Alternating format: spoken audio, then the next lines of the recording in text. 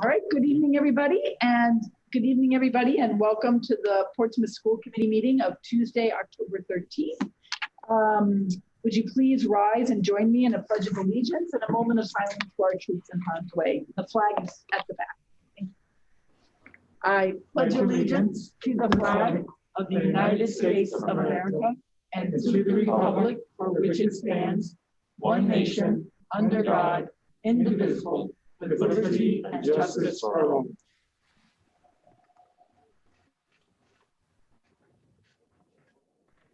Thank you.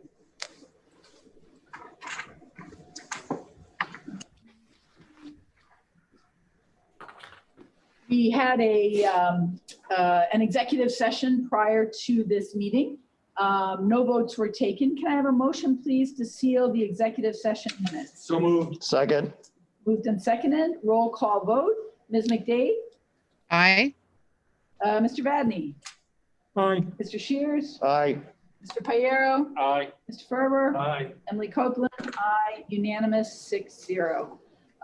Please let the record reflect that all council members, school committee members are present.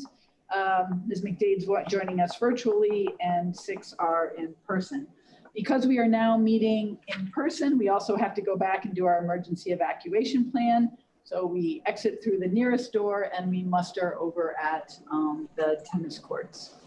The next thing on the chair's remarks is that we have received communications from our collective bargaining units. That is AFSCME, Rhode Island Council 94, and the Portsmouth Teachers Association, NERI, NEA, both of which have requested that we commence the collective bargaining process. The receipt of letters is the first step. And now Mr. Vadney, as chair of the negotiations committee, and Dr. Kenworthy, will leave it up to you to kind of set the schedules and move that process forward if that's acceptable. So thanks to the unions for getting those letters to us so that we can begin this process. We have a lot of bargaining to do this year. The last thing on my remarks is at the last meeting, the town council, I'm just going to share this right here so everybody can see it. The town council adopted their process for how they're going to replace the school committee member with Ms. Holtman's vacancy and resignation. So I would just like to make anybody aware who's interested. Any Portsmouth resident can apply as long as you're not an employee of the school system. And I think the town as well, right? Or is it just the schools? Yeah. And a registered elector. And you have to be a registered elector. Okay, thank you. So the applications are due November 13th, and all you need to submit is a resume and a cover letter. The questions are listed right there and on the screen. And Dr. Kenworthy, I think you said you were going to post this, have this posted on the website, right? Yes. So I'm sure that announcement will go out to the Portsmouth community, and I just encourage anybody who's thinking about doing it to do it, because it's a really valuable way to give back to your community and help ensure a good education for the kids of Portsmouth. So, all right, that concludes my chairperson's remarks. Subcommittee updates, racial equity, Mr. Payero. Thank you. The Equity and Social Justice Subcommittee met, 2 weeks ago?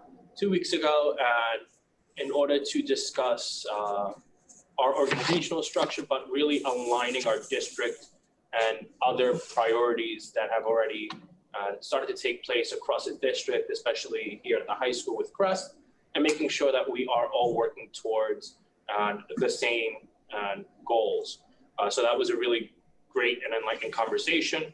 And then we followed that up with a conversation about professional development happening throughout the district and trying to see what proposals we could find, what facilitators we could find, especially that have a context of Rhode Island and our district, and being able to implement that for this academic year and subsequent academic years. Shout out to the elementary school principals that will be joining us at our next meeting.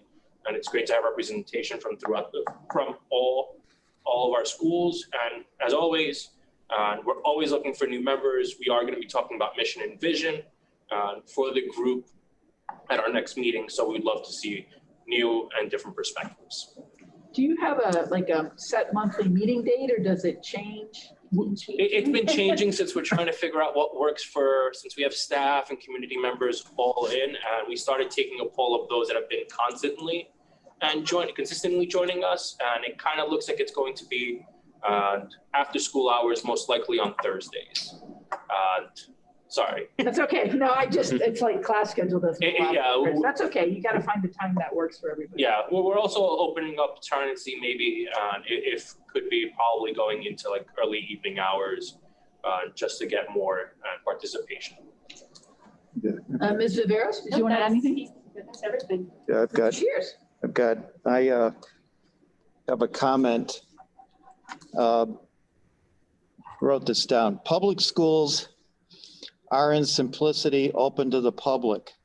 It is the right of all Rhode Island residents that said children of the state can receive a public school education. This right encompasses all nationalities equally. It applies to those with varying degrees of special needs. It encompasses all religions equally. The Portsmouth school system has strived to produce a successful educational formula for all. In our society today, it is imperative we continue to be broad-minded to all. The heritage of all parties must be presented in a fair and balanced manner. The core courses preparing students are critical, as well as instilling reasoning and logic. The path that one follows can be varied, but it is the right of the student to choose. It is wonderful that our democracy allows such a right. As a resident of the town, it is humbling to witness the efforts of the school system to provide such an encompassing approach. It is a positive reflection on our community. There is no one right way. It is critical the efforts continue, and should the need arise, the community be drawn on for additional support. Once in a while, credit needs to go where it is due. Thank you. Thank you. Anybody else? All right, appreciate that. Mr. Shears, you're up next with the report from the Safety Committee. Okay. All right. Thank you.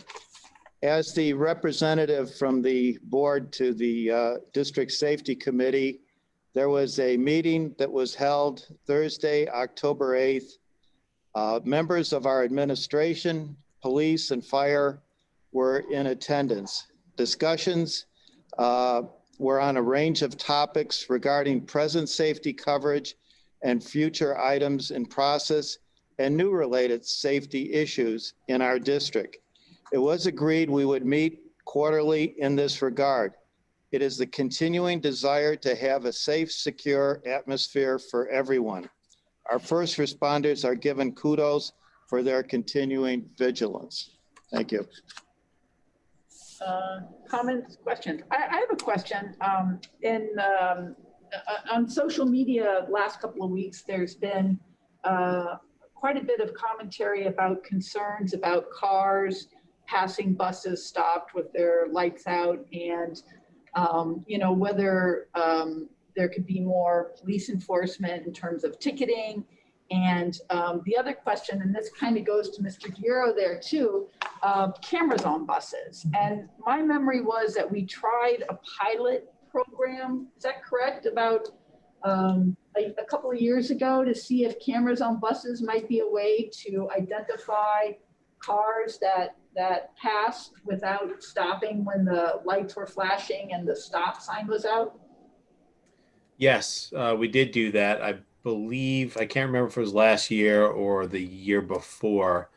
And the results did come back from the test indicating that there was a lot of that happening. We did meet with the police chief at the time, who's since retired. We did meet with the new police chief as well to discuss how to implement the cameras and ticketing that goes along with that. But this is the second time that the company that we work with had turnover in the people we were working with, and I could not get responses. I got promises for contracts.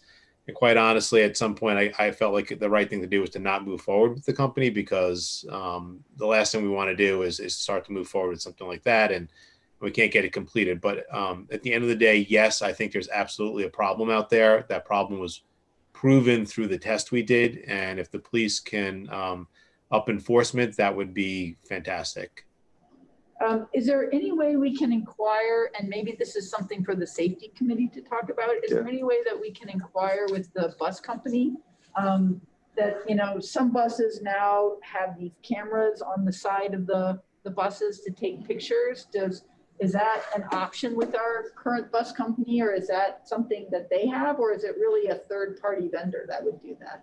Yeah, it's a third party vendor. They're high def special cameras. They're linked into software where the pictures and the video are actually reviewed. It's prepared in a way that's acceptable to the Rhode Island Traffic Tribunal and the police department. And so the police only get referrals of true infractions, and then they can look at them on their iPad and they can approve them. I can certainly reach back out to the company again and try to establish contact, but I've had two bad experiences.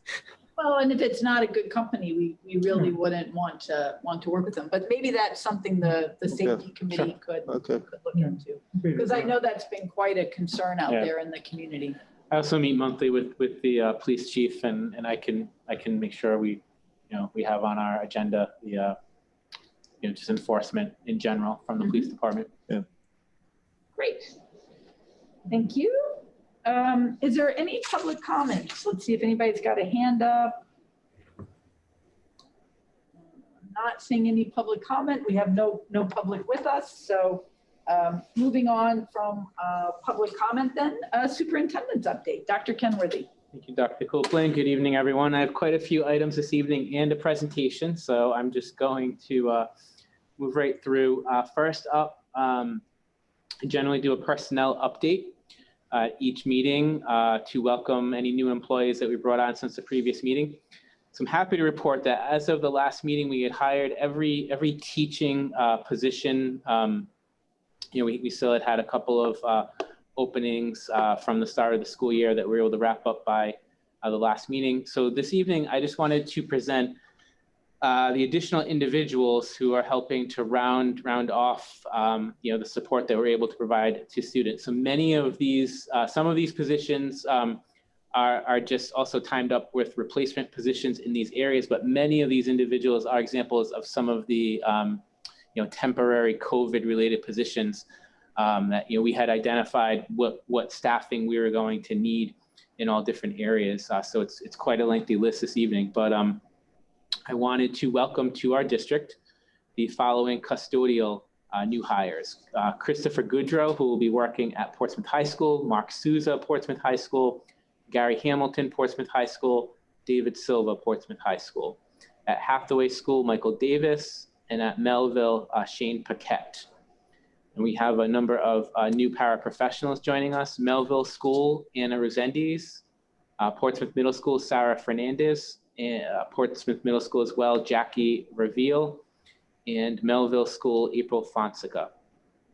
As you've heard me mention or heard mentioned in updates we've been doing, we moved to a building-based substitute model this year. So instead of kind of having a sub pool and random assignments day to day, we've really tried to line up people who can commit to us to working in certain buildings for the entire school year, and this will be the pool that principals draw on for coverages as they come up. So at Melville School, building substitutes Alexander Pacheco and Kelsey Vieira. At Hathaway School, Laura Sullivan and Amy Olson.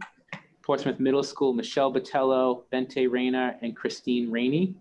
And Portsmouth High School, Zoe Hammond, John Visconti, Sue Mays, and Diana Sykes.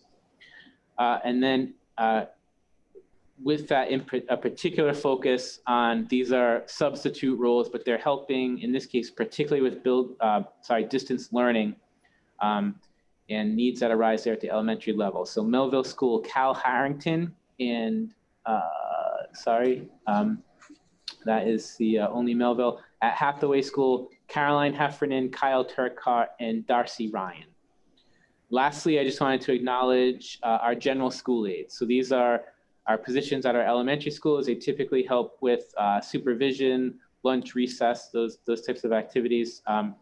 So at Hathaway School, Laura Barth, Amy Budmeyer, Christopher Karuba, Nicole Faria, Allison Gormand, Cynthia McDonald, and Alyssa Morell, and Andrea Purvis. And at Melville School, Wendy Francis, Gina Giannitis, Jessica O'Brien, Rebecca Oliver, Christine Sacco, and Amy Wilt. So, and officially welcome, in some cases, it's calling people back to these positions, but this just helps round off all of the new hires that will help us provide the services and supervision to our students this year. Can I ask a question? Sure. So let's say nobody's absent at, let's say, Hathaway. Mhm. The two building substitutes are still there to help as needed with Yes. learning. Yep. And so the principal will just decide where to deploy them. And in some cases, they may just be an extra set of hands. So they can float to different grades Right. and all that. Okay. Okay. Next item, I just wanted to acknowledge October has traditionally become a recognition opportunity for National Principals Month. So we always like to take the opportunity and just give a shout out to our four principals, Mr. Amaral at the high school, Mr. Aruda at the middle school, Mrs. Little at Hathaway, and Mrs. Laurie at Melville School. So this year in particular, they have done an amazing job helping us get ready to reopen our schools and everything that has taken. And we could not do what we do in this district without their efforts. So we wanted to officially recognize them in that. Wanted to recognize the efforts of Mrs. Viveros in our tech department. I know Mr. Costa's here off camera as well. Portsmouth was recently awarded a Take It Outside grant by the Rhode Island Commerce Commission. And this was in the initial round, we were one of only 2 school districts to get an award. We received a $55,000 grant. Well, that deserves. Kudos to them for their efforts, and this is going to help us. One of the items that we have had on our list over the last few years is being able to kind of upgrade our capability in areas directly outside of our school buildings to be able to provide Wi-Fi. And this year in particular, with an increased focus on trying to get that students in classes outside as much as possible, this is going to be a tremendous help. So thank you. Great. That's wonderful. That's super. Excellent. If I could just follow up. Sure. I really do want to give all the credit to Jake and Steve. They found the grant, they contacted me, they wrote the grant, submitted it. The turnaround time was like a few days. So just amazing job. Yay. Oh, well done. This was primarily something in the initial round, mostly businesses took advantage of. Again, kudos to Mr. Costa, Mr. Karen. They saw this, jumped on it. We were one of only 2 school districts. Now we have they just put out another round of the grant. So we have a number of school districts who are contacting us looking. Give us a copy of your proposal. Can we apply again? Yeah, we can. Yes. Okay. Okay. All right. If there's a third, they said. Okay. Yep. We only Why get not? 2 shots. We charge them for advice? Yeah, consultation fee. I was charging. Then next item, I just wanted to recognize Embrace Home Loans as a local business. They are, I believe they're a national company. The Rhode Island headquarters are in Middletown. So they had reached out at the end of the summer to the 3 Aquidneck Island districts and just wanted to provide each district with a donation of masks. This is the mask I'll be wearing. I'll put it back up after I'm done speaking. But this is an example. They are disposable masks. They definitely met all of the proper specifications. So we received a donation of 3,000 of these, and we distributed them to all of our schools, just helping with our PPE efforts. So thank you to them. Great. Thank you. Great. We send we don't really recognize any of these donations formally, I guess. I do usually send a letter. Letter Yep. or something. Yep. Okay. And we did provide the communication. I think that in, I forget which publication, but there was a little It was in, story that they did. I think they Portsmouth included. Times or Newport Daily yeah. News. I saw the photo, yeah. So thank you again to them.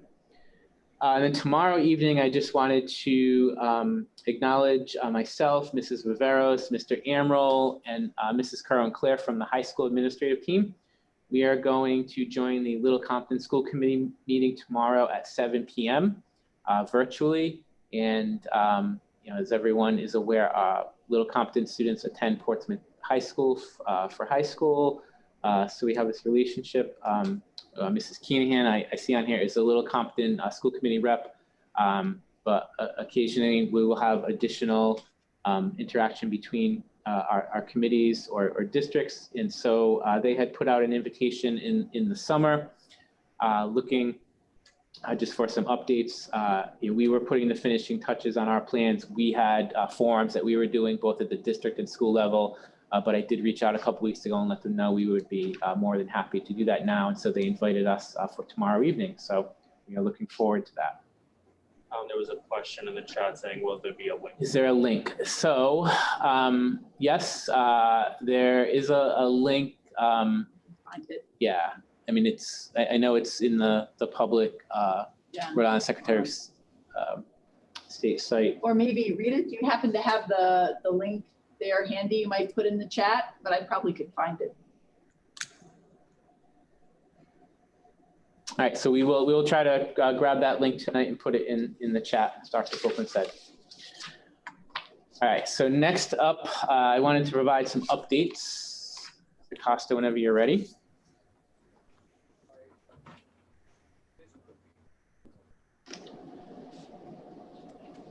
And I wanted the last few meetings we have been providing reopening updates, and that's been a big focus. Mrs. Viveros has been doing a lot around those. So, I wanted to kind of officially move away from that title, but you're going to see a lot of this is focused on reopening efforts as well. So, you would just some districts updates that I was putting together, but we also had just sent out a few weeks ago a survey to both staff and families about our reopening efforts. So I thought that I would include those this evening. So as everyone is aware, we are at this point kind of fully reopened according to our initial reopening plans. So as of the week of September 28th, we are fully open every day in person for students who want to be joining us in that capacity, pre-K through grade 6, and in a hybrid 2-day-a-week manner for grades 7 through 12. And then we have still holding steady at about 14% of students who are joining us in all grades through distance learning. So with that, again, once we had a few weeks where we had kind of fully transitioned, we did send out a survey to both staff and families to just try to get feedback on how things are going. So just post some of the questions. There were a lot more questions in these, and obviously these are just a sample of responses. Our staff survey had over 100 responses of staff at all different levels. We asked one question on just positive experiences throughout reopening. So we got responses all the way to the amount of PPE that we were able to provide, again, through the efforts of all of the hard work of everybody who contributed to our reopening process, and just how happy staff have been to be able to interact with their students, and thanking families and parents for all of their support. Next question, I just pulled a sample, Steve, regarding challenges.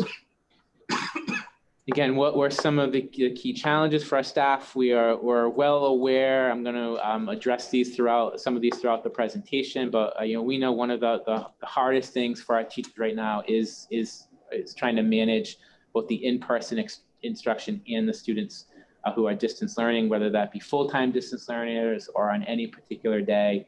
Particularly 7 through 12, they may have some students in front of them and some students who are learning from home. We could have students who are sick, but able to log in through distance learning. So this is a whole new way of teaching for our teachers, and we just again want to acknowledge all of the hard work that is going on their part. We're trying to do everything possible, making sure that we can support them with what it's going to take there to have this be successful. One of the things that I just wanted to address through this presentation tonight, so we had a question in here for both staff and families around a possible transition to full in-person instruction for grades 7 through 12. So on the staff end, you can see overwhelmingly when we asked this question, and we at this point, this was only people who work within the 7 through 12 grade span. In the survey, this redirected them to these questions on in-person opening. So that narrowed it down to about 93 people. You can see the responses there. And I think, again, not that our staff doesn't want to be able to welcome students in these grade spans to more in-person instruction, but Steve, if you go to the next slide, it's really, our challenges are really around the health and safety. And throughout all of this in our reopening efforts, our primary focus has been, of course, on the health and safety of our students and staff. And right now, these are the grades, we just, based on the layout of classrooms, the furniture that we were able to utilize in, grades pre-K through 6. That's what is allowing us to stay open every day for full person instruction in those grades. And also the key here is to be able to provide 6-foot spacing between students, which I think everybody knows now that has really become the standard of what is considered safe.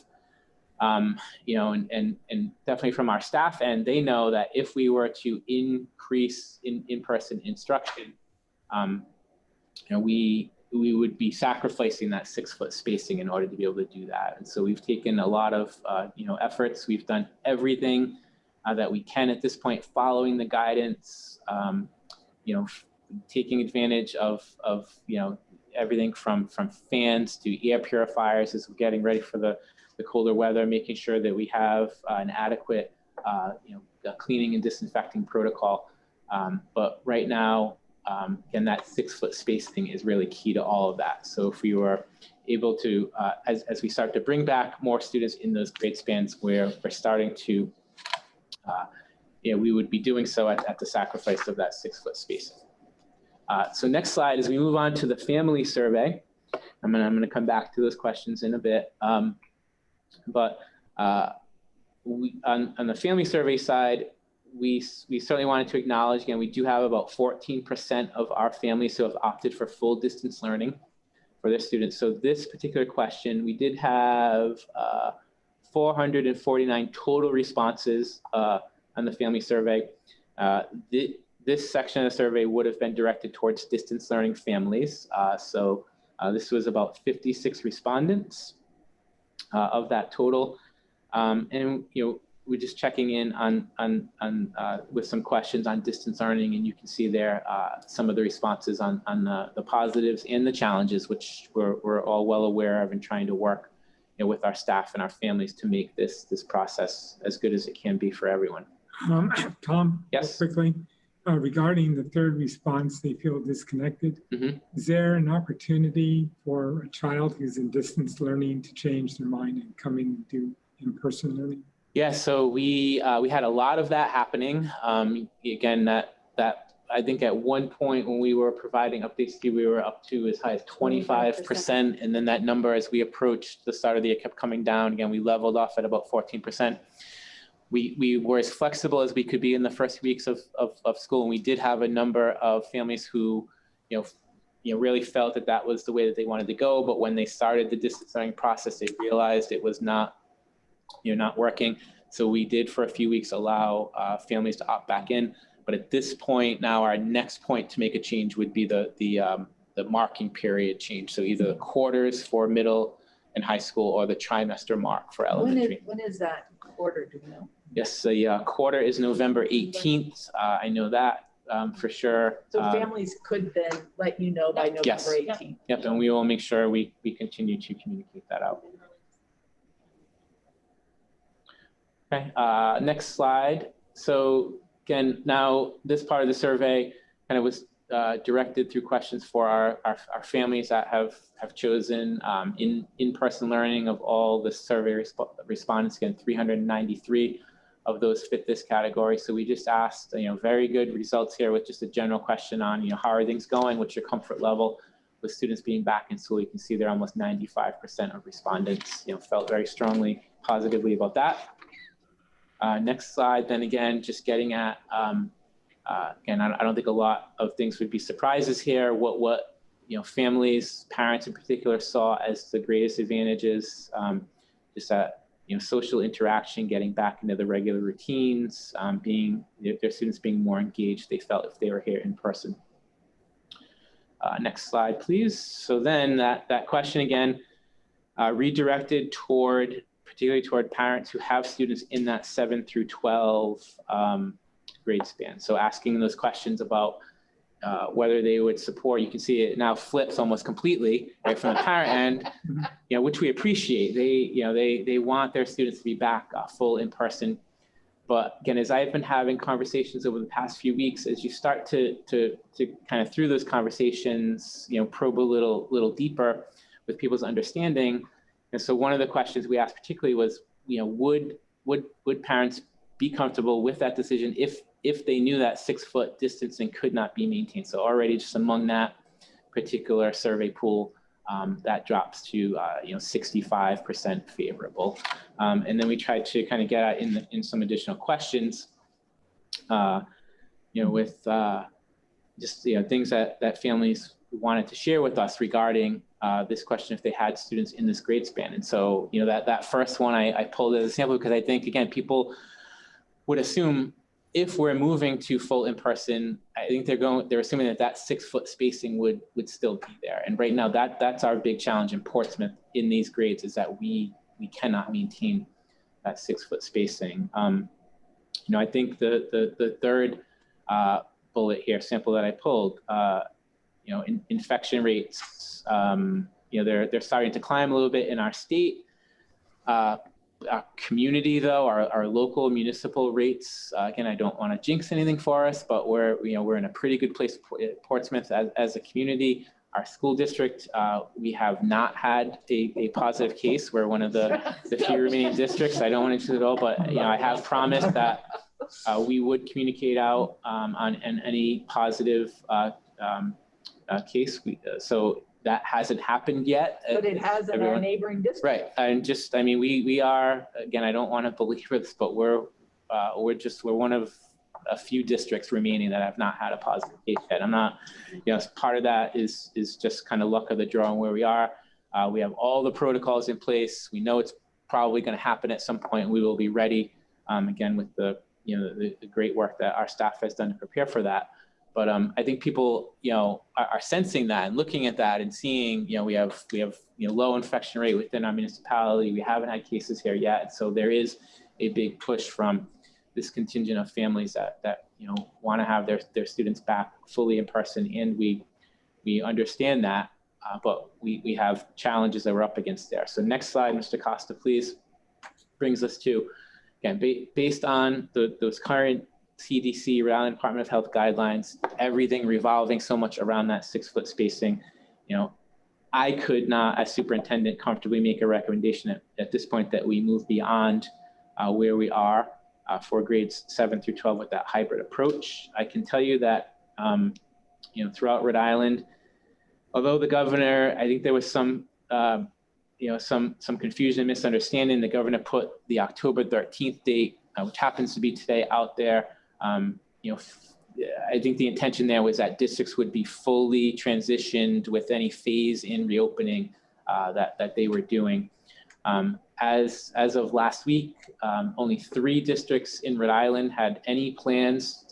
Again, a lot of this, I think, just depends on the layout of schools and the size of a district. There were only 3 districts that had any plans to be able to move to full in-person instruction. For all grades. At the high school level, particularly. And I know one of those districts had to pull back on those plans because of infection rates in their community. With that, though, we're not saying these next 2 bullets that we're just going to stay where we are and not look for creative solutions. So we have already started working in the conversations with our high school and middle school administration teams. Is there any way for us to be able to get more students back in full time if that would benefit those students and their families? In the term that we often hear around that is vulnerable populations. I think a lot of people, when they hear that, assume we're talking about IEP students, but it's not just necessarily IEP students. This could be just students on any sort of a plan, students who just are struggling in general. I think as we approach the change of the quarter, so November 18th ends the first quarter marking period. So right now we are working with our high school and middle school administrative team to identify who are some students that we know are just struggling in general with academically, social, emotionally, with the current hybrid approach. And so we will target as many students as we can within those vulnerable populations at the change of the quarter to be able to bring them back. From there, then I think, anytime that we make a change like that, I think we need to give things a little, a few weeks and a little while to see how things are going, both internally and of course, everything happening with external conditions. So I would think that the next date for any change in what we're doing would be the change of semester or that third quarter marking period, which is February 5th. And so again, just wanted to kind of fully update everyone with where we are with those plans. So lastly, I just wanted to, obviously the big question that we're focused on right now is how we can provide instruction more within that 7 through 12 grade span. And I think as I indicated, focusing in on those vulnerable populations is where we're going to start. Some other challenges, just things that were definitely highlighted in the survey, but things that we are well aware of. I talked about that tremendous challenge right now for teachers, teaching simultaneously to students in person and distance learning. Something they've never had to do prior to the start of this school year. Obviously pre-COVID, the focus was completely on students who were in front of them in their classroom.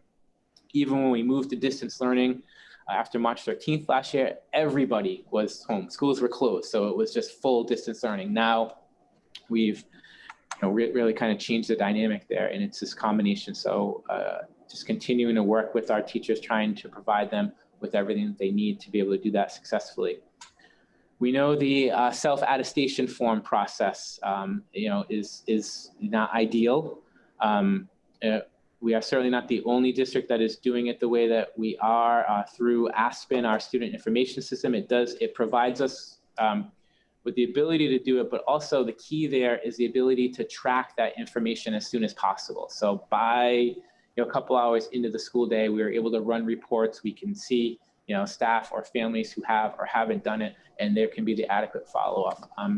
I get the challenges that families are having with this. I can tell you in my own household, we have 3 school districts represented. Obviously Portsmouth, my wife teaches in another district. My children attend the town that we live in is another district.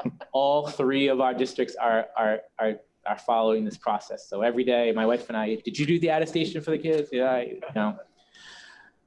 I get it right now. We've looked at other ways to do this. We've looked at apps that are out there, and they right now that this is the way, best way for us to get it done. We're hoping that Aspen, can help. Again, a lot of districts doing it this way. They are supposed to be working on an app themselves that would be great within that system to be able to streamline this process. As far as PPE, again, I can't again thank enough just our staff, up and down at all levels. I know that there are still districts that are struggling and waiting on Chromebook purchases, for instance. Us in the technology department we're out in front of that right from the beginning of the summer. Most of our PPE, again, we've been able to get out in front of it very well. The last thing that we are down to is just waiting on Again, with such increased demand in all these areas right now, the big focus is on the air purifiers. As weather is going to get colder, we have to close windows, those kinds of things. We have both of our elementary schools and the middle school fully outfitted. So the last thing we're waiting on there are some purifiers within the order for the high school, and that will complete our purchases there. And that will make the air quality, will meet the guidelines for air quality Yes, circulation. within the internal for the circulation. fall, like, so we can shut all the Right. windows. But if we can, we should keep the windows open. Yeah, windows open, fans on is definitely the number one recommendation for improving air quality ventilation. You've heard me mention that a few times. One of the challenges there, and we saw it definitely reflected in the survey. Both staff, families also mentioned it. Anytime students do distance learning, I mean, the fans are loud. There's no way around it. Teachers trying to teach, manage those two groups.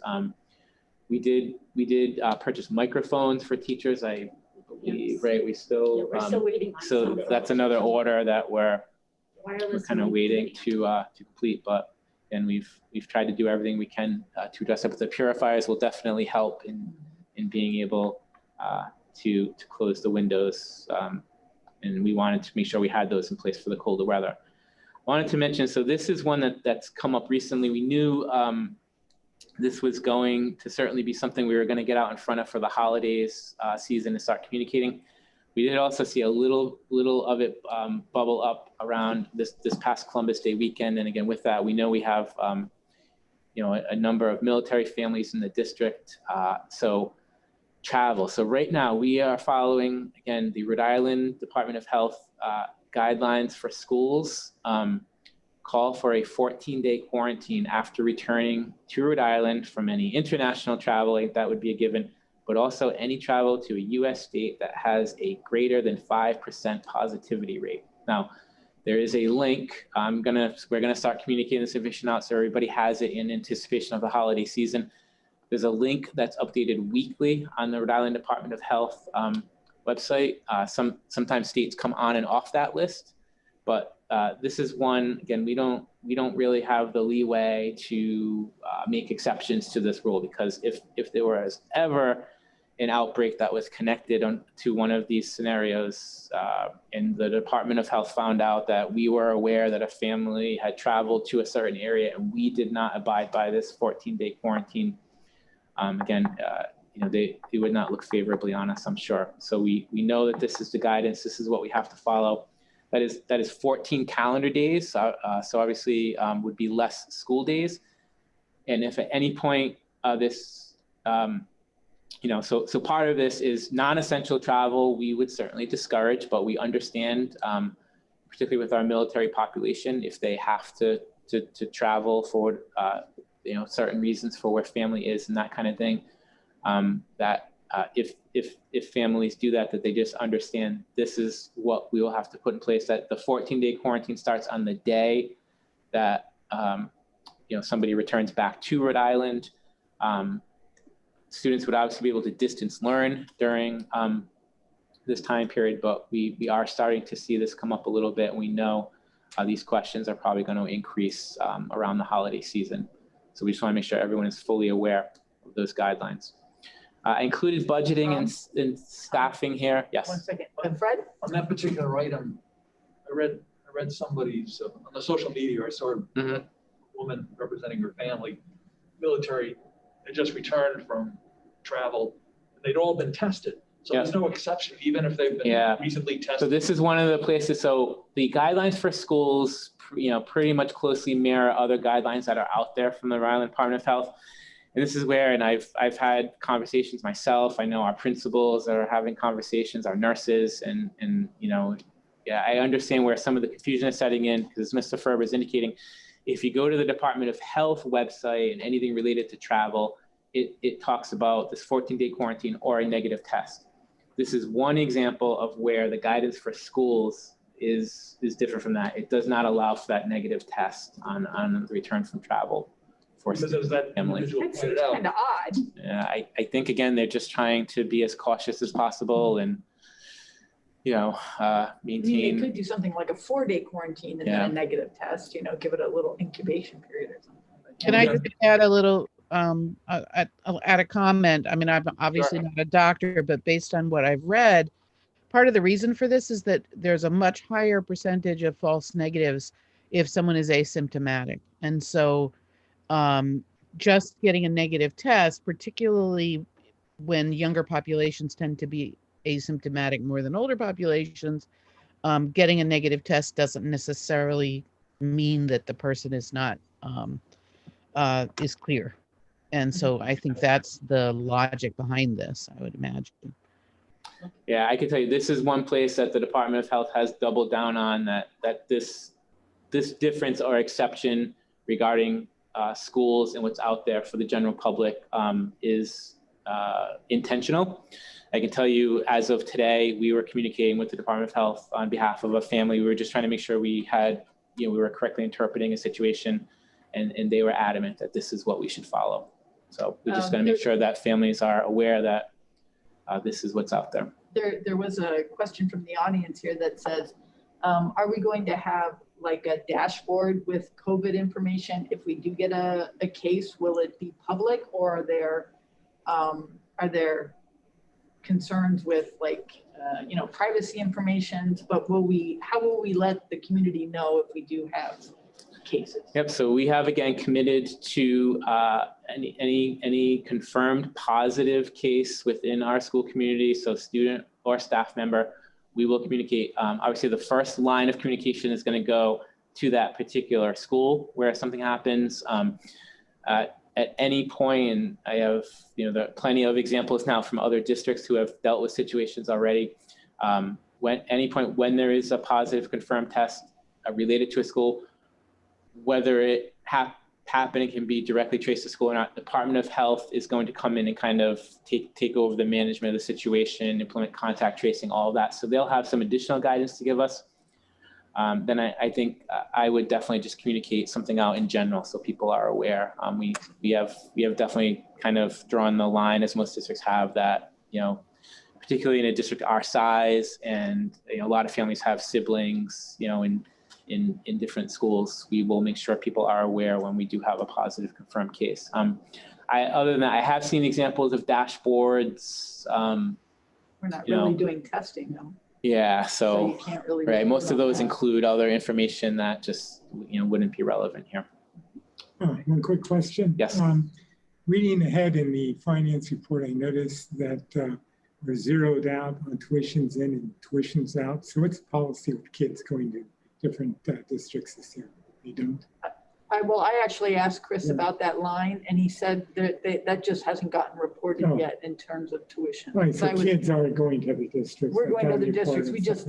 They haven't billed us and we haven't paid yet. Okay. Yeah, at this point, I think, we probably wouldn't take at this point in the year a student from another district. Most districts have kind of stopped that process. Hunkered down and making sure you can deal with what you got. Right? Yeah. All right. There will be additional tuitions, as Dr. Copeland mentioned, coming in those lines. We haven't been billed for them yet. There is another question here in the chat, and it's going back to the opening of schools in 7 through 12. Just basically saying, with low rates here in town and a pretty high demand, will we consider what's best for our kids? So many are falling off because they're not vulnerable. Students in honors classes are also struggling. So, we're bringing in sort of the vulnerable populations, but they're not the only struggling populations. Right.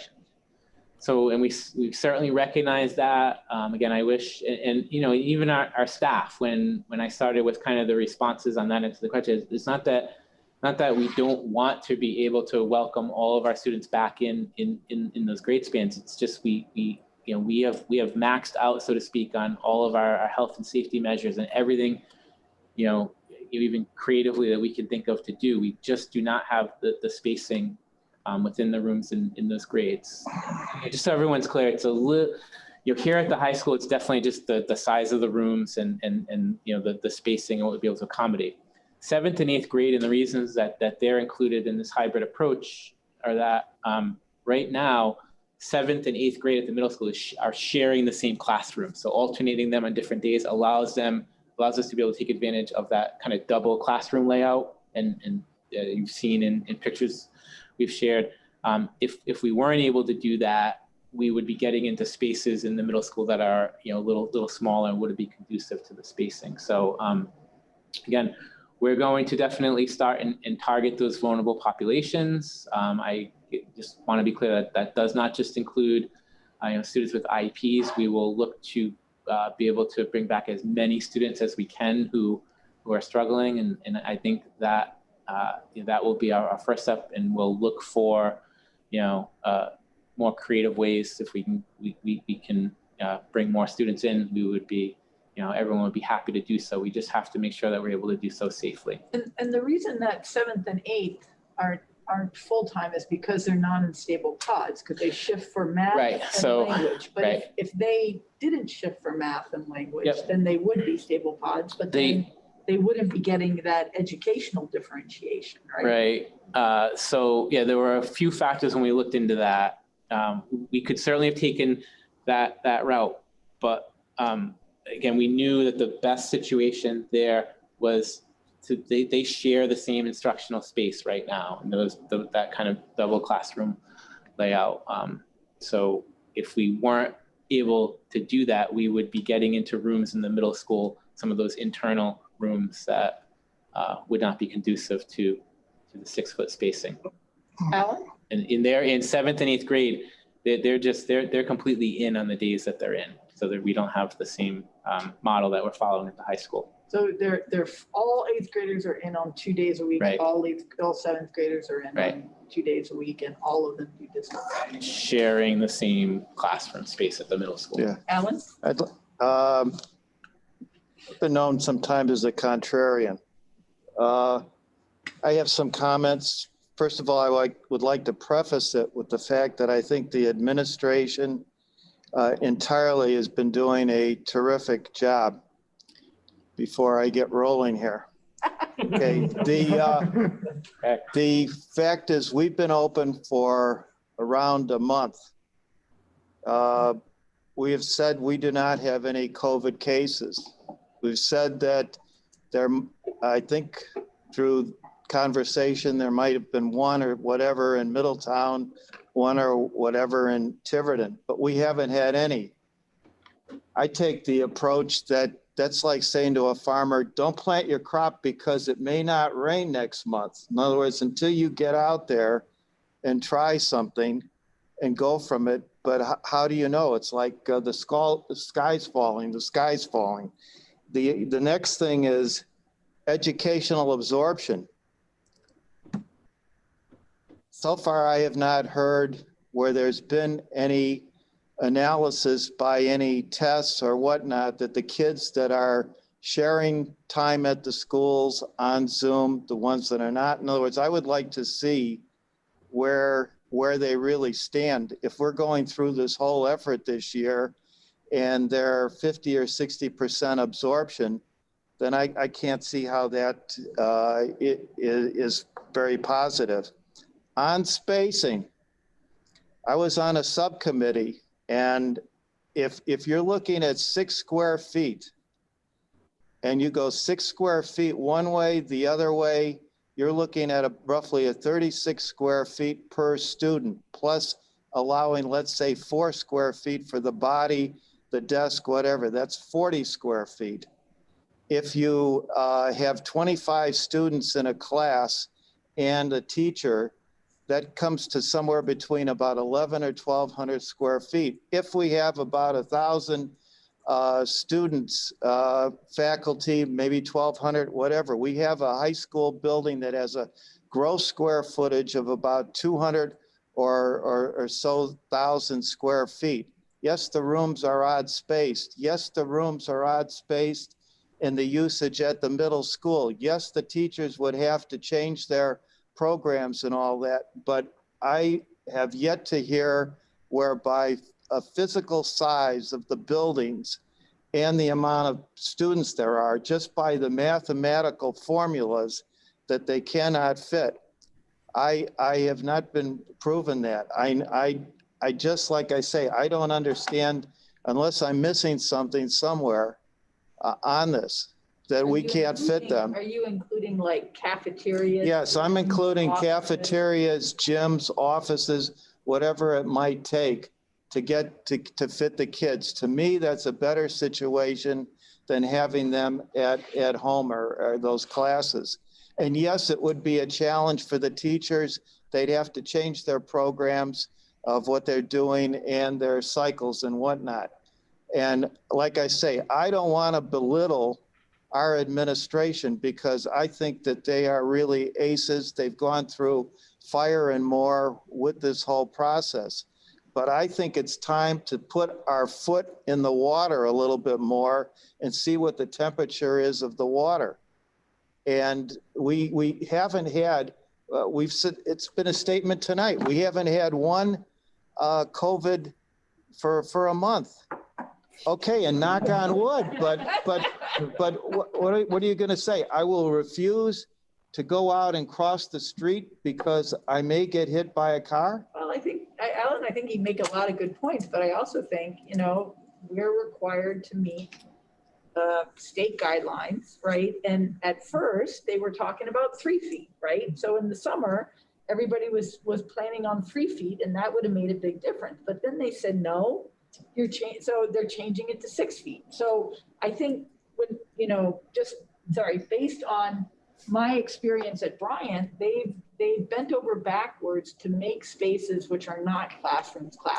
Right. And those are rooms like, big conference rooms and the and they've had to invest, so much money just to get the technology in there. I don't think, Steve's he's having nightmares already, if he had to wire all that up. I think it's more than just sort of saying, put the bodies in the room. You also have to make them suitable for teaching.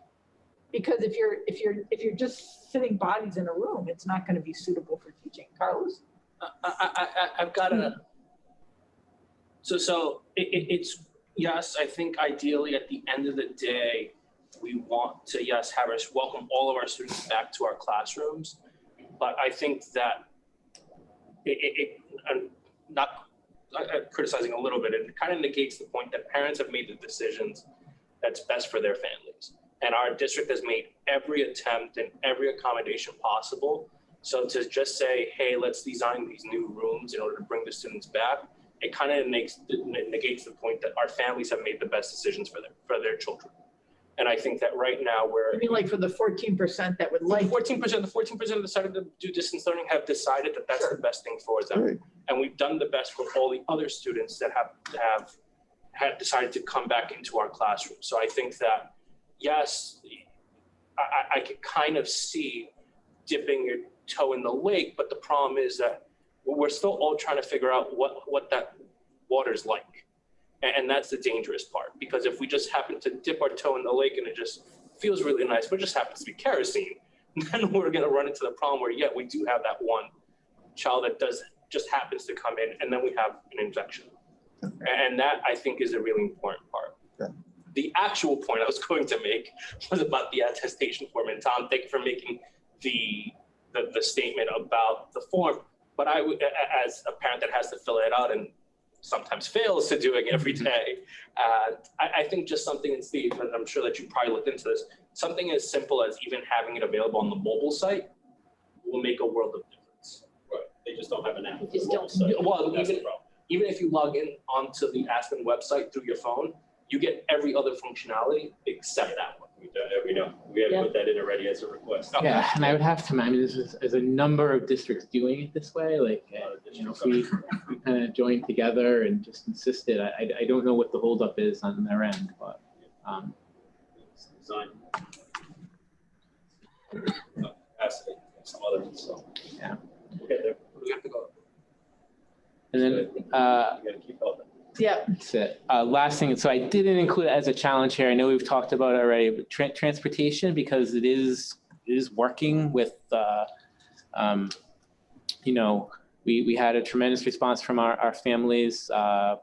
Any family that was able to take advantage of any other way to get students to school, I know they've stepped up to the plate. So right now we are making things work. I think even if we were to start bringing more students back, I don't think for us transportation is the obstacle there. Again, we obviously can't get to the point that we were at before all this with full capacity on our buses, but you know, transportation is definitely something we're always watching, but right now it's not necessarily a roadblock to any of the conversation about bringing students back. Speaking of roadblocks, though.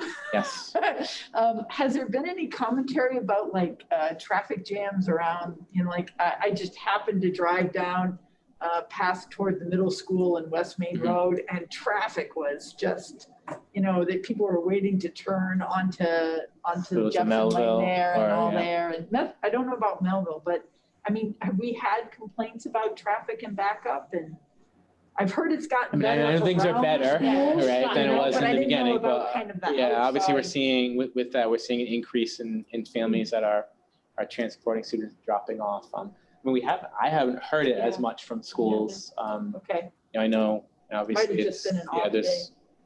there's an increase in the number of families, you know, dropping off or picking up every day, but I think they've, Yeah. you know, they've all put good systems in place. How's the meals program working with grab and go and the? Yeah, so over the weekend, so it didn't make this agenda, but you know, we've talked already about there was through the federal government, the program was providing, you know, free meals to any student that wanted it. It was going to be through December 30th.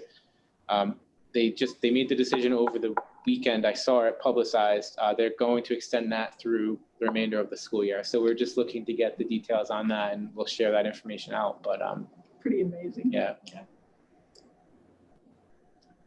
So budget staffing, did you have one there? Yeah, I mean, I just included that as, you know, not, we're obviously managing that situation, and you know, we had identified the additional funds, you know, between some money we got from the federal grants and our surplus last year.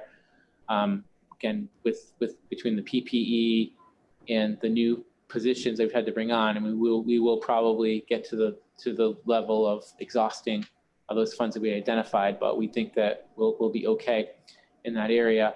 Obviously, but just something that we're continuing to watch. And then, you know, same thing with staffing. We're in a very good place compared to a lot of things that I hear in other districts, but, you know, all it's going to take is we hit cold and flu season, and, you know, anything else that could happen. So that's just always an area that we're watching as well, just to make sure, you know, with what we have in the building-based sub-pool, that it's adequate. Okay.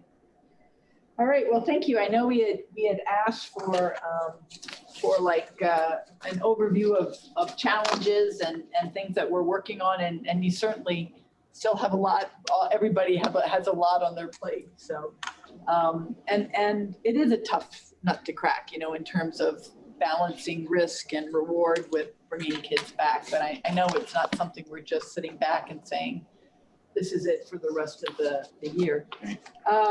Okay, moving on. Can I have a motion to approve school committee minutes, please? So moved. Second. Excuse me. I move for the approval of the minutes of September 20th, 2020, and the executive session minutes of 2020. Second. 22. September 22nd. Yeah, no, I know. Yeah. Second. I'm adjusting all the other. So we have a motion and approval for the two school committee minutes of September 22nd. I'll call for a roll vote. Karen McDade, Aye. Tom Badney, Aye. Mr. Alan Shears, Aye. Carlos Payero, Aye. Fred Ferber, Aye. Emily Copeland, aye, unanimous 6-0. Can I have a motion for the consent agenda, please? So moved. Second. All in favor, motion, call for a vote. Karen McDade, Aye. Tom Badney, Aye. Alan Shears, Aye. Carlos Payero, Aye. Fred Ferber, Aye. Emily Copeland, aye, 6-0. Moving on to the business agenda. Move for discussion and action on the revised contract for the Director of Finance. Second. All right, we have a motion and a second.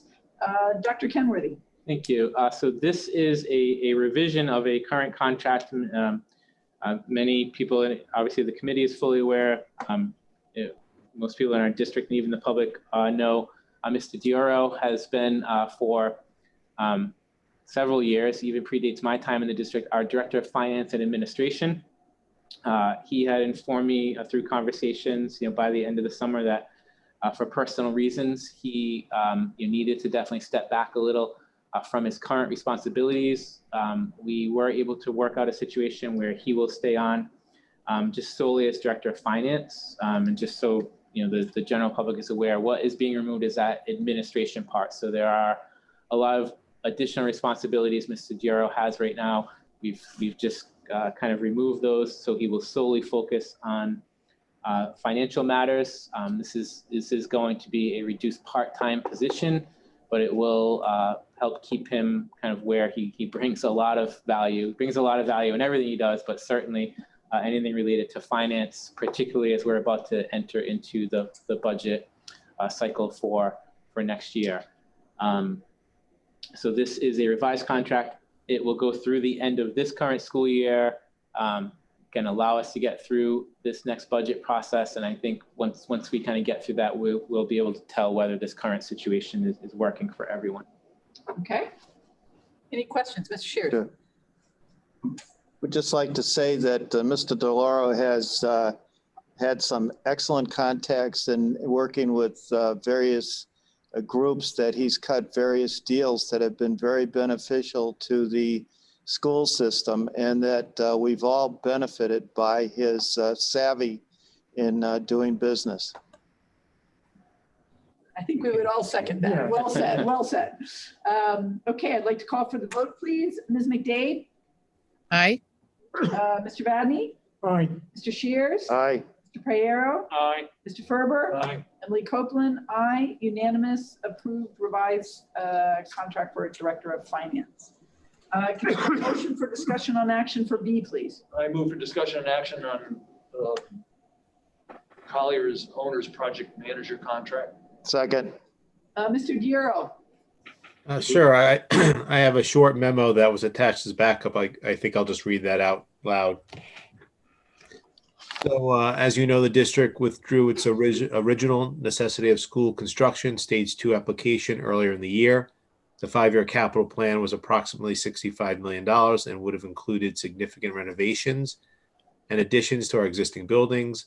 We have received permission from the school building authority to resubmit a revised stage 2 application in February of 2021. Based on discussions with the facilities capital planning subcommittee and the full school committee, the district would like to move forward and engage the community to develop a revised 5-year capital plan that would include high impact renovations and warm, safe, and dry projects totaling closer to $10 to $12 million. As such, I am recommending that you appoint Collier's project managers as the district's owner's project manager to assist us in preparing and submitting the revised stage 2 application. The proposal fee is $40,500 plus reimbursable expenses and would be funded from the school capital projects fund. Attached to the backup was the proposal from Collier's. thank you.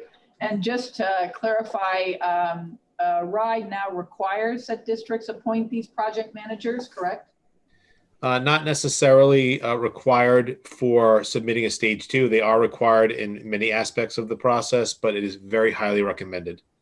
Okay, and then this stage 2 enables us to get the at minimum 35% reimbursement Yes, for all our projects going forward. Correct. Without this stage 2 application approved, we will no longer be able to collect any housing aid reimbursement, and Colliers will work on our behalf to get as much of that as we can. Minimum is 35%. We hope to do better. Great. Mr. Shears. Yeah. Just would like to point out that Colliers has already done preliminary work when we were submitting thinking of submitting the 66 plus project to the state on our school system. So there already is some basic knowledge and a groundwork for working on this area. And the 5-year plan, if we turn out to be a 10 to 12 $10 to $12 million plan over 5 years, and then with the percentages, we're looking at potentially maybe $1.5 million, $2 million per year or whatnot as it works out. So we're talking a lot different monies than we were with the last project we were working on. Correct. We would not be going out to, it is my understanding that this would not be submitted to bond or anything. Right. It would just be funded through annual requests to the town in our capital budget. Yeah, I mean, I have started those conversations with Mr. Rayner. I think they're just looking to see where things go from here once we When have we're the out owner project Okay. manager in place and, where we eventually land for the actual project. Okay. All right. Seeing no further questions, call for the vote. Ms. McDade, Aye. Mr. Vadney, Aye. Mr. Shears. Aye. Mr. Payero, Aye. Mr. Ferber. Aye. Emily Copeland, aye, unanimous, 5-0. I don't think, well, go ahead, we'll take a motion on the last item. Okay, I was going to say the same thing. I'm not sure we need a motion, but anyway, I make a motion to discuss the Transportation Committee findings. I'll second it. Dr. Kenworthy. So I put this on for discuss only because it's in preliminary stages, but just something that I've been thinking about. So we've talked about a number of contracts that are coming up this year, and our transportation contract is going to be another one. So we have a very busy year in that regard. Our contract actually expired at the end of last year. We did a 1-year extension with First Student. And again, I think that's worked out well for both sides. And, based on all of the challenges that we face with transportation with reopening, I think, again, we're very fortunate. We haven't had a lot of hiccups in that area, but we do have to put that contract back out for bid. I just think that it's been a number of years since we've really looked at our policies related to transportation and our walk zones and everything else that will go into that. So it might be a good opportunity. I know, none of us are looking for additional meetings, but maybe we could bring an ad hoc temporary committee together that could also include some parent representation and get some good feedback. And maybe there are things where we're not even thinking of or aware of, that we would want to target for this next agreement. Yeah, I really applaud this initiative, just speaking for myself here. I think this is really going to be one of these areas where we're going to have some significant cost increases unless we think about, do we need to do things differently and how we can approach this. I would draw the committee members' attention to this article that was in October 10th, 11th, Newport Daily News. And it's talking about taken for a ride. Fewer Aquidneck Island students are riding buses, but costs continue. I mean, that's kind of an obvious reason why, because we're required to have fewer students on the bus. But what I was very curious about here was that we seem to have so many more bus routes than, granted, we are a slightly larger district, but I think Middletown only has 15 regular buses and 6 for specialized transport. I saw that in the article. We're Yeah. at like 27 buses Yeah. or something. Why? And that just seems like a significant number more, even though our districts aren't really all that much bigger. Oh, we are bigger, as you acknowledge. Again, I don't know the exact numbers. We are a little larger than Middletown, certainly bigger than Newport. I'm not sure. I know Middletown has a different transportation provider. I'm not sure who Newport has. I think they have Ocean State. Yeah. Newport has Durham. Durham? Okay, so and Middletown I think has Ocean State. So it's three different providers. I'm not sure how much of that factors in. Newport probably has more of. They only had 15 buses or something. So, but again, they're a smaller district. But I would encourage with however you're starting to look at this, and I think it's a great idea. Do we need to rethink our busing? We do have a policy on what constitutes a walker, what doesn't. And up to now, we don't really enforce that too much. The bus company does the analytics, right? They're the ones that determine how many. Yes, I think you're right. They need for the I think this particular year we worked more closely with them than even in years past because we had the capacity issue on buses. But at that point, Mr. Dioro, I think the number of buses was probably already dictated by the previous contract. Yeah, the number of buses, yes, we have the same number of buses and have had the same number of buses over the course of this contract. I mean, I think, Dr. Copeland, you're correct. We don't really enforce our walking distances, so we have more students riding. Now, there are a lot of reasons for that. Some of it could be safety. We have West Main, East Main. But I think that's absolutely something that a transportation committee would have to dive into and determine, if any changes that we may or not need to make. Yeah, and I think there are other districts that require families to opt into busing versus assuming everybody, like if you look at the high school buses. Yeah. They're and even in non-COVID years, they're pretty much empty. Yeah, right? This is the first year that we ever did that. We did it obviously because of COVID and the capacity, but we've laid the groundwork for it now. So maybe it would be something that would come out of these discussions. I think that's a great idea. I also I brought two newspapers, and one was in today's Newport Daily News. This was actually in the Providence Journal, which featured Hathaway. I don't know if everybody saw this. And Rhode Island Teacher of the Year, Ashley Adamson was featured in there too. So it was just, it was some really nice publicity for the schools, and I'd recommend people taking a look at that. But I think that's great. So when are you thinking of starting this transportation committee up? I mean, I will get the ball rolling. Again, it's a lot of balls in the air right now, but we'll see if we can get this group together. All right. Any other comments, questions? Yes. Are there any rules on how long a child is on a bus? You have to get to school in X number of minutes, or anything like that. Because geographically, we are the largest. I don't know if you heard that question, Mr. Duro. Is there an actual rule on how long a child can be on a bus? I know in 60 minutes or an hour is usually thrown around, but I don't know if that's a hard and fast rule or regulation anywhere. Drive to Providence. But I mean, some of our out of district placements that factors in. So, but I think that's all. I see Dr. Cole is nodding her head. That's the only number I ever hear. Yeah, that's the only number I'm aware of as well. Yeah. Okay. So I mean that doesn't really factor into our in-district routes, but yeah. All right. Seeing no other comments, I lost Karen McDade, but I'm not hearing her. Okay. I'm still here. Okay, no, you just disappeared from my screen up there. So She can't unmute. who can't? Lisa, I think she's trying to. Lisa, Dr. Caldwell, would you like to say something? Oh, well, it's okay now. Mr. Dioro took care of it, but it was about the transportation. There is some language about that. So yes. Okay, an hour. Good. All right, thank you. All right, moving on to financial reports.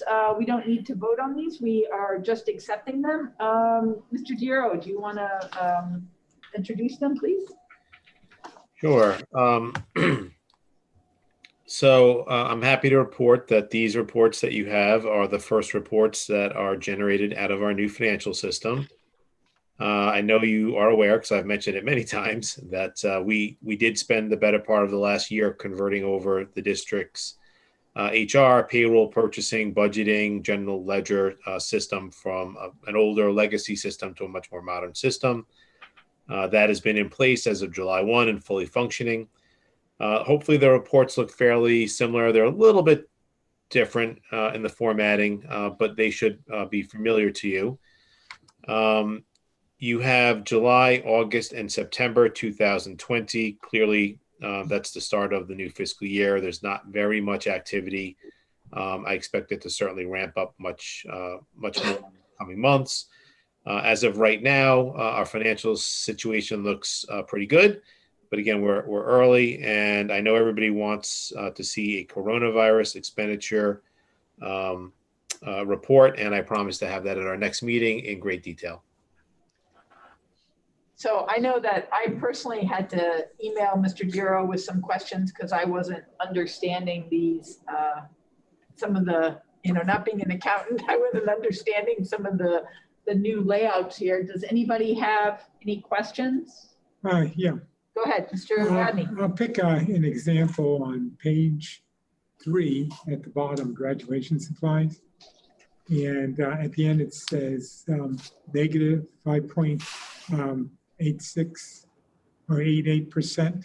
You're talking page 3 of the actual report, not the. Yeah, the report itself. Okay, yeah, not the PDF. And I was just curious, I guess on the old reports, that would be in parentheses. I'm wondering how you get to that minus, 5.88%. So, Mr. Vadney, which page are you on? Page It's line 3 item report. 56113. Okay, and which month are you on? Because I think it's the first one, Chris. Yeah, first one.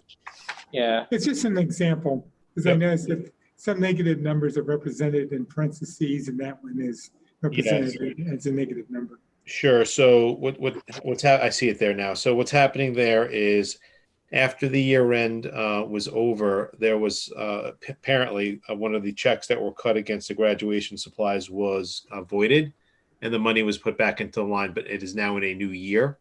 So essentially, instead of having an $8,500 budget, it's now a $9,000 budget because it has the $8,500 from this year and the $500 that was voided from the prior year. All right, so it's okay. Yeah. And for me, it was new because the other reports don't like the parentheses. Yeah. That means it's revenue coming in, which that wasn't the way it was reported on the other ones, right? Yeah. Well, yeah, I can certainly talk on that because that is a big change, Dr. Copeland. So on the revenue report, the old system reported revenues as positive numbers. In the accounting world, revenues are actually negative numbers, or we call credits. So in the new system, you're actually seeing the true sign of revenue, which is a negative number, which may be sort of counterintuitive. Yeah. So don't look at it as if we have negative revenues. We have positive revenues. They're just shown as negative numbers. Okay. That took me that. Okay, that explains the minus. Yeah, and that's why. I put 5.88. zero. Okay, all right. Other questions? Any other question? Yeah. More of a comment. Okay. Chris, as someone that looks at budgets a lot, this is amazing. I haven't had a chance to say this to you, so it's been really clear, and I think I'm getting a better understanding of what we are looking at budget-wise than we were previously. So kudos to you. Great, thank you. Yeah, it was a lot of work. Hopefully, it's going to give us a lot of ability. As you guys have more questions, we can really dive into the data now and do a lot more analysis. So I'm going to be very happy to bring that forward to you in the future. So is the goal, like, I know now you can sort of put encumbrances in. So would the goal be kind of at the beginning of the year to sort of say, we know salaries are going to be X, and just to show that from day one and then kind of where we're at? Or is that not what that encumbrance is going to be? No, it is. So with the old system, we could encumber salaries for people that were hired. Yeah. Now we have the ability to encumber salaries for open positions as well as variable hour employees. Not all. So for example, I'm not going to encumber coaching salaries or stipends, I should say, because I just don't know if we're going to have sports and what's going to happen. So I'm not going to do that, but I can encumber regular salaries. Right. What I can also do is I can also encumber now all the benefits. So if you look down and you look at healthcare and you look at dental and retirement, you're going to see that those items now are fully encumbered and represent, based on the employees we have and the employees we expect to hire, what that's going to cost us. So yes, to answer your question, our hope is probably not at the beginning of the year, but as we ramp up and we get the full employment, hopefully by the time we get to October, November, we should have a really, really accurate picture of what our financials for the year will look like. Great. Other questions? Okay, I'm sure this will be an ongoing question and answers. Absolutely. Yep. Diagram with all the parts in. Sorry, Tom? He'll have all this time now with all those other responsibilities. Yeah, have it Go around with this. Right. Mr. Vadney, did you have a question? Did I interrupt? Oh, no, I was just going to say maybe we should have a little PowerPoint that with the tutorial on how these are constructed and How to work them. Yeah. Mr. Vadney was saying, maybe at some point we'll do a little deeper dive once everything gets filled out to kind of make sure we understand it. I do think it's important that we. Yeah, just a few example lines. Say this is what this line means. Absolutely. Okay. Thank you very much. No, we don't need to approve that. We just receive it. So prior to adjournment, I'd just like to note that we have meetings coming up on October 27th and November 17th. If you joined us late, the district is going to be posting on the website the town council procedures for appointing a community member to fill our vacant school committee position. And the deadline for those applications is November 13th. So encourage everybody who's watching to kind of spread the word and hopefully think about doing this as your community service activity. So with that, can I have a motion for adjournment, please? So move. Second. All in favor, Ms. McDade, Aye. Mr. Vadney, Aye. Mr. Shears, Aye. Mr. Payero, Aye. Mr. Ferber, Aye. Emily Copeland, aye, unanimous 6-0. Thank you all very much for joining us and hope you have a good evening. Night. Thank you. Night.